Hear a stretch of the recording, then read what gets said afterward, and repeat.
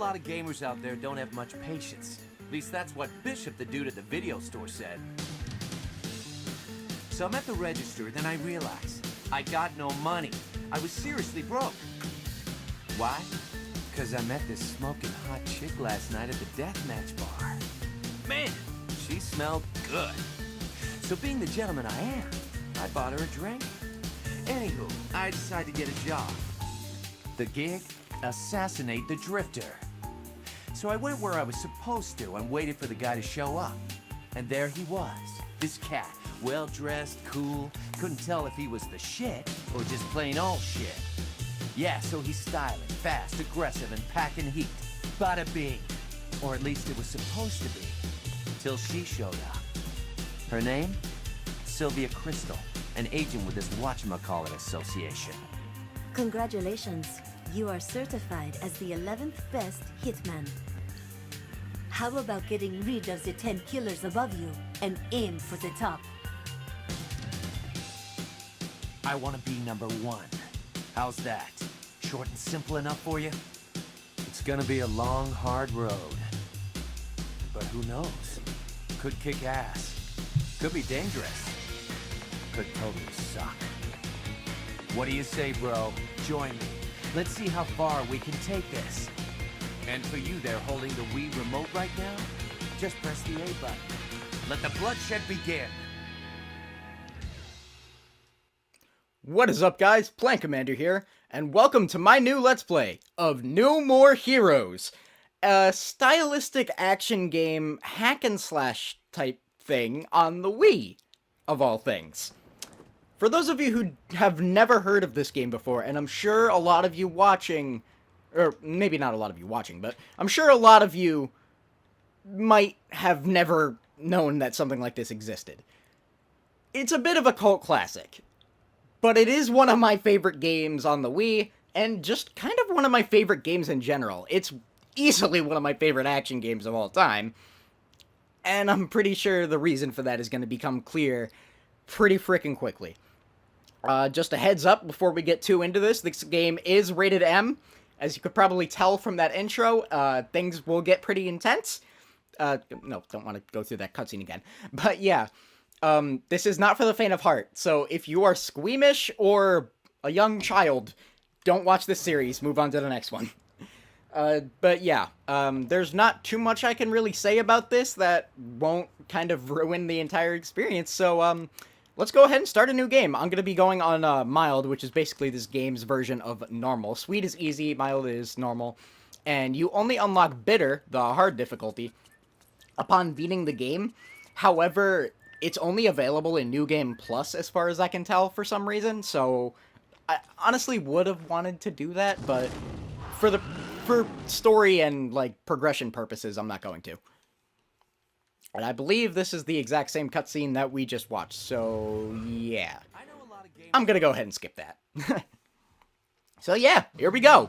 No More Heroes.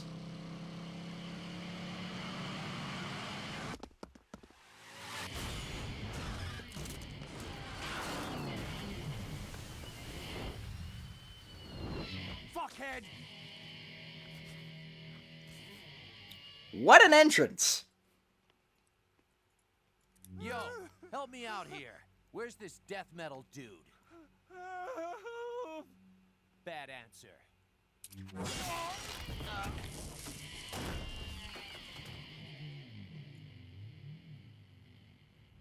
It's game time.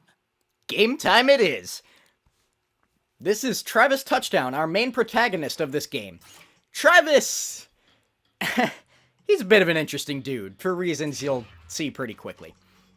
I guess we will go through the tutorial just for those of you who don't know how this game works, because it's surprisingly deep for this kind of game. Alright, so your main weapon is the beam katana, which is exactly what it sounds like. It is basically a weird, futuristic lightsaber thingy. It's freaking awesome, and I want one. Press the A button to swing the beam katana, use the beam katana to attack enemies. You control this game with a Wii Remote and Nunchuck. There is also a remake / port of this game on the PS3 called No More Heroes Heroes Paradise. I have not played that myself, but I do know a friend who has, and he claims it's pretty good, so, If you don't have a Wii and would like to play this game, that is also an option available to you. Once an enemy's life runs out, you'll be able to go into Death Blow mode. Swing the Wii remote in the direction shown by the arrow on screen.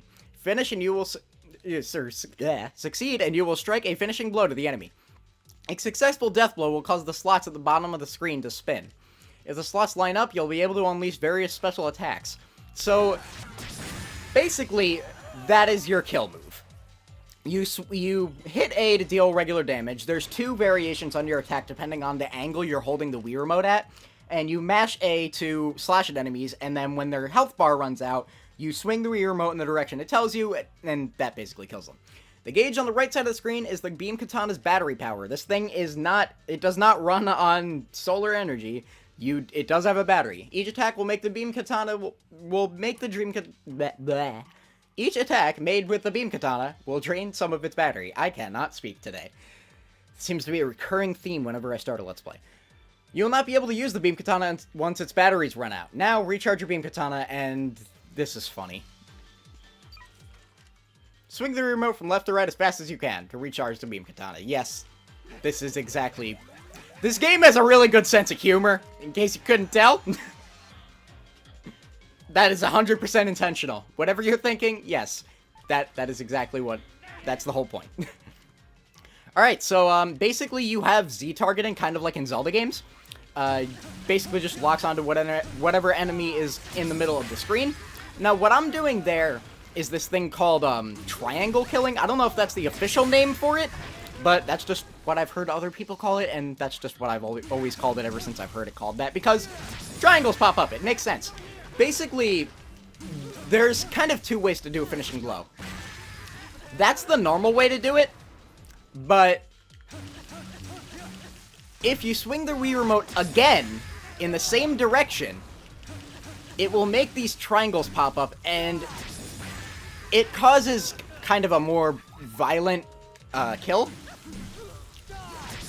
And with that, you can actually kill more than one enemy at once. So, go block. There we go. Okay. So yeah, if you're not moving, or I don't know if you still block when you're moving, but all I know is if you're not attacking and you're holding Z, you will block. So yeah, that's just kind of a way to do things a little bit more efficiently, to go for the triangle kills, kill more enemies at once, and I'm pretty sure that's actually what triggers the slot machine at the bottom. Emergency evade. This is important. I did not know about this until, like, I mashed through this tutorial the first time I played the game, so I was, like, halfway through the game before I realized this was a thing, and oh my god, it's so useful. This is important. It's exactly what it sounds like. It's your dodge roll. You hold Z and you hit a direction on the D-pad, and that pretty much just makes you evade. That's very important for boss fights, so just keep that in mind. If Travis's sword attack and another enemy attack hit each other, a weapon clash will occur.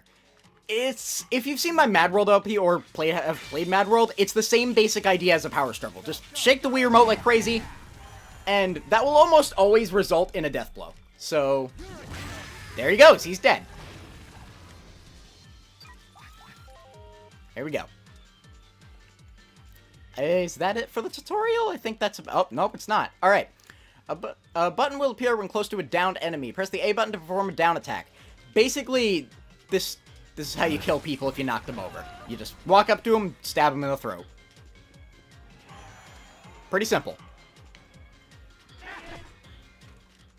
Slicing high and low. Okay, this is the angle thing I was talking about before. Since this is a Wii game, it is pretty... I don't want to say heavy on motion controls, but it notably uses them in important ways. But my point is that if you look above the battery meter, there's a little thing that says high and low. That is your 2 variations on your basic slash attack. So, as you can see, I'm just kind of moving my beam katana up and down a little bit. That basically dictates what kind of slash you're going to do. Like, I'm going to do high, and now I can move to low halfway through. This is really useful when enemies start blocking like that, because you can then change your direction to confuse the enemy and then basically break through their guard. Alright, tilt the Wii remote forward, and Travis will adopt a low slashing stance. So, yeah, this is basically the same thing, like I was just saying. So, your low attacks are generally more powerful. there is more than one weapon in the game, so do keep in mind that each one is functions slightly differently as in regard to the high-low thing. But just in general, most weapons are more powerful with low attack, but are slower. High is basically your high-speed slashing attack. Alright, beat attacks. Press the B button to perform a beat attack. That's basically your melee that doesn't involve the sword. I can just kick somebody. It's pretty much that simple. Now, the enemy is stunned. This is pretty cool. You could follow up with a beam katana attack, or... oh, damn it, it's not letting me do it. I guess they're gonna show that off in a later tutorial, but that's something really cool.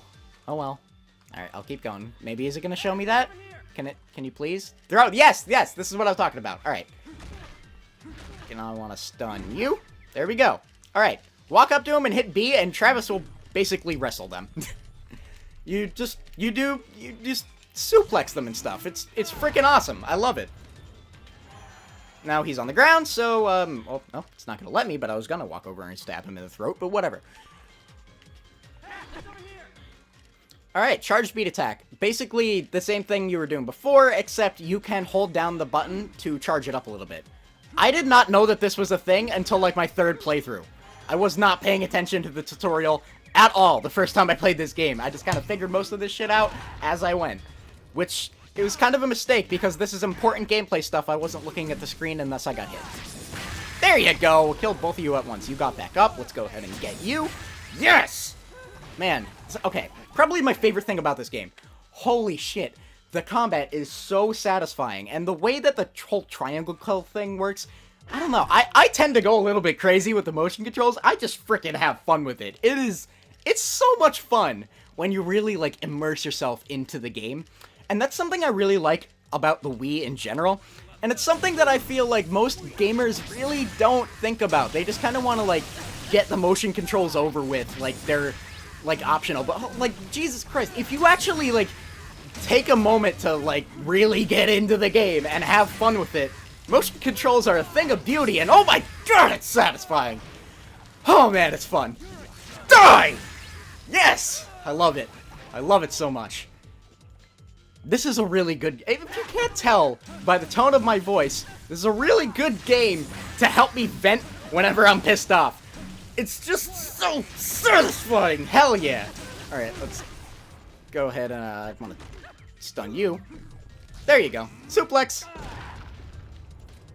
Alright, what was the tutorial? What does it tell me to do? Alright, holding the button. Okay, safe. Basically the same thing as your melee attack. Just do that and die!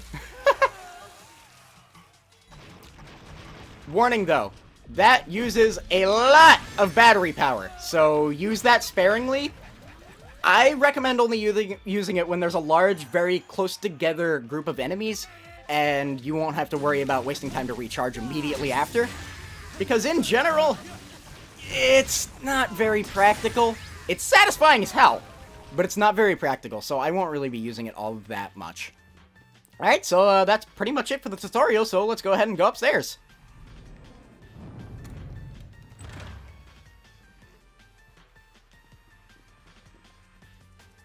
And the door closes behind us. More people to kill. Let's kill all of the same person again. Oh, I was hoping to get all three of them, but oh well. In general, I tend to use the high attacks more. Just know that switching between high and low kind of in a rhythmic pattern, you need to kind of do it just right. There's like in a way that you can't really explain, there's a trick to it, where you just kind of have to time alternating between them right, that can kind of lock enemies into a combo. It's really, really useful, but it's kind of tricky to get the timing down. I have not played this game in quite a while, so I don't remember precisely what that is, but I'll probably figure out sooner or later. Alright, so, guess there's nothing more to talk about, so let's just keep going on. As far as the story of this game goes, you'll see more of that when we get to the end of this area, because if that cutscene was any indication, the opening cutscene, it's just, this game is ridiculous. It's absolutely ridiculous. Those are trading cards, by the way. They're just kind of random collectibles. They don't really serve any purpose whatsoever. But they're there if you want them. I'm not going to be going for all of them, but go for low attacks because you're blocking. Oh, nope, flash. Die. Okay. Oh, whoa, what happened? Okay, I think I just did... Let's see if I could pull that off again, actually. If you hit the stick to a different direction, right when an enemy is about to attack, that will happen. If you've ever played Breath of the Wild, it's a lot like dodging in that game. It's a little bit tougher to pull off because there's no jump button involved, and you have to actually hit the stick at the right time, so it's a little bit harder. Oh my god, I'm blonde now, which is, yeah, the slots do things like that. We had one a little bit earlier, but I ignored it because I was already talking about something else, but yeah. This is what you're special to do. They're absolutely ridiculous, and I love them. Oh man, it's satisfying as hell. Any more of you guys? Any more? Oh, yep, there's one. Alright, let's go ahead and slash you. Recharge the battery, even though it's like barely any used. Okay, let's go ahead and just kill you. Come on. Die! Is there health in there? Pretty sure there is. Also, your health is displayed up at the top left in hearts. It's that little pixelated heart up there, which is a really useful way of calculating freaking HP in a game. Oh my god. Okay. Something that really, really pisses me off in action games that I've never heard anyone else talk about this. If you have ever thought this in any capacity, please let me know in the comments below, because I'm starting to think I am the only person on the face of the earth who has this has ever crossed the mind of. I don't like health bars in action games, especially beat-em-up action games, where enemies do different amounts of HP depending on what attack they do and what kind of enemy it is. Having a health bar like that is segmented and has a very clear indication of how much damage things do is extremely helpful. Because sometimes you'll have just like this teeny little sliver of a health bar there. You'll think you could take like 2 or 3 hits, and then something comes and one-shots you, and you can't be able to predict that with a normal health bar. It is something that... It doesn't like really bother me, but it's something that...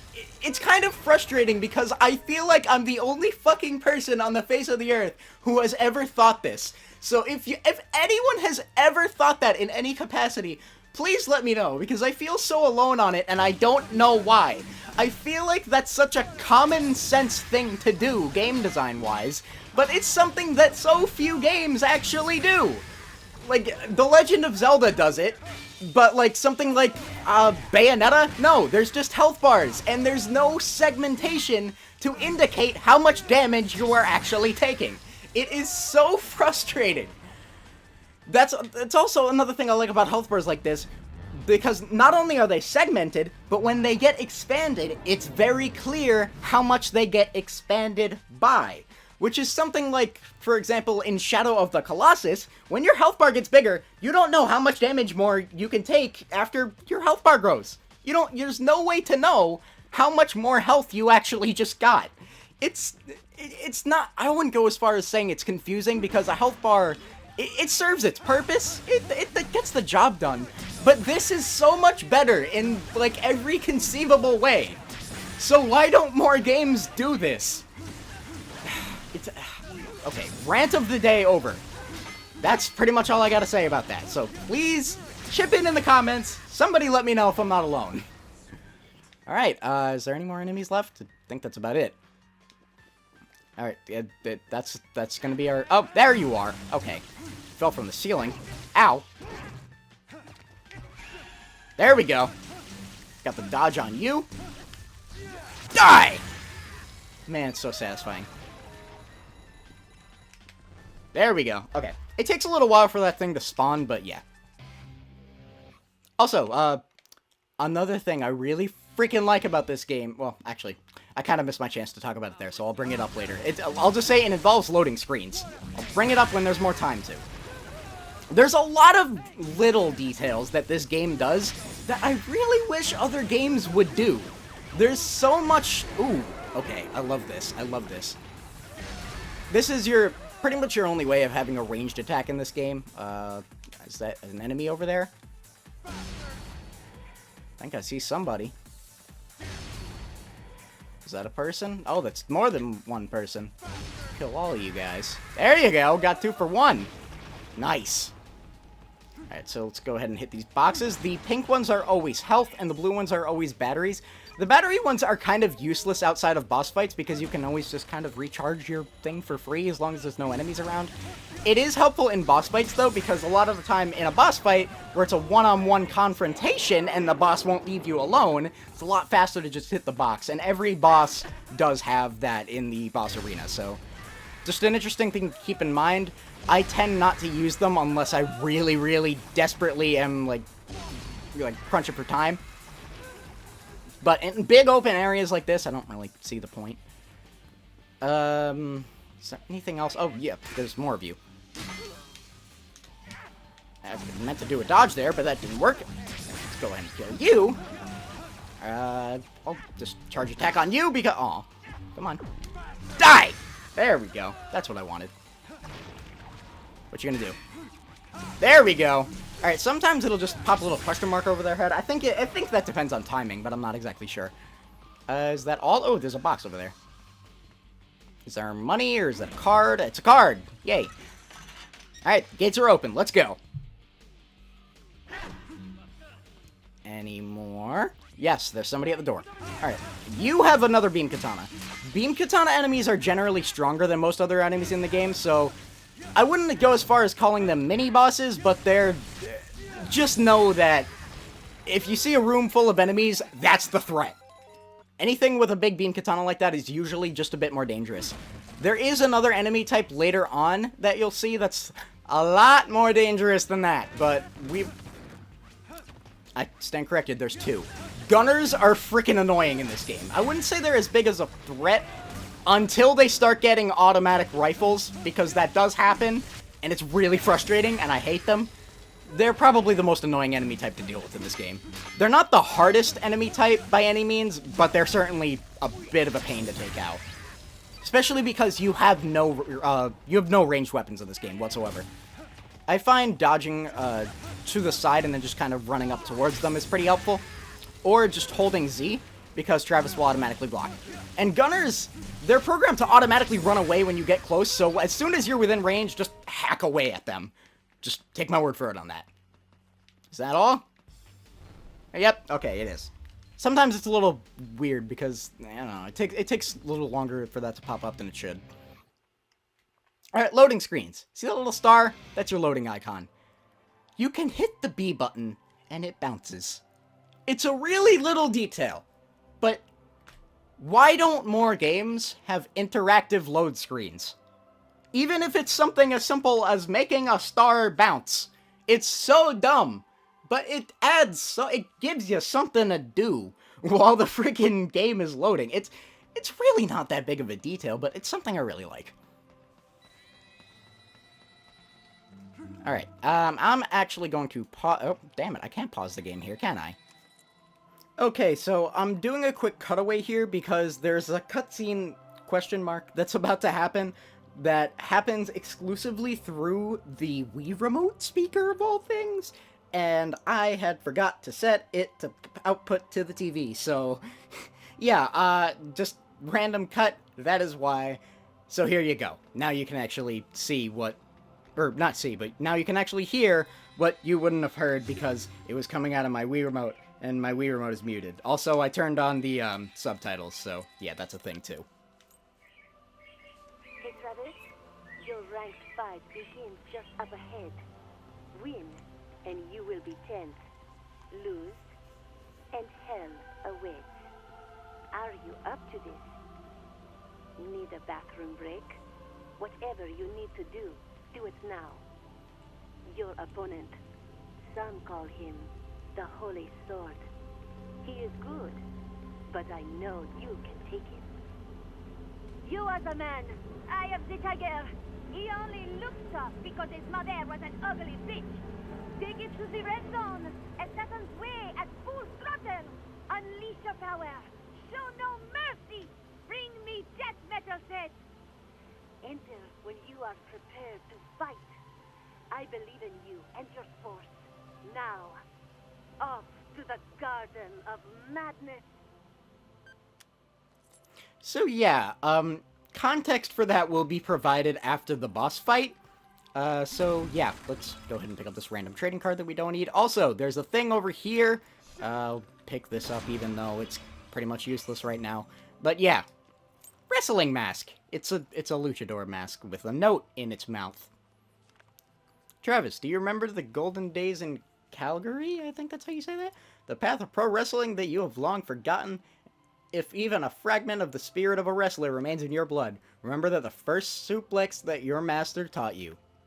Yes, that's right. The darkness-piercing front neck chancery drop. MS. You remembered an old professional wrestling move. That is kind of for, like, your throws and stuff. It's pretty self-explanatory. You get new throws. I don't know actually what triggers different throws. I think it might be random, but just, it adds a little bit more variation, which is nice. These are your save stations. I love the save screens in this game. They're pretty funny.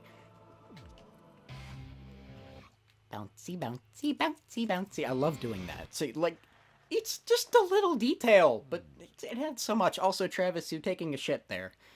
That is how you load by taking a dump.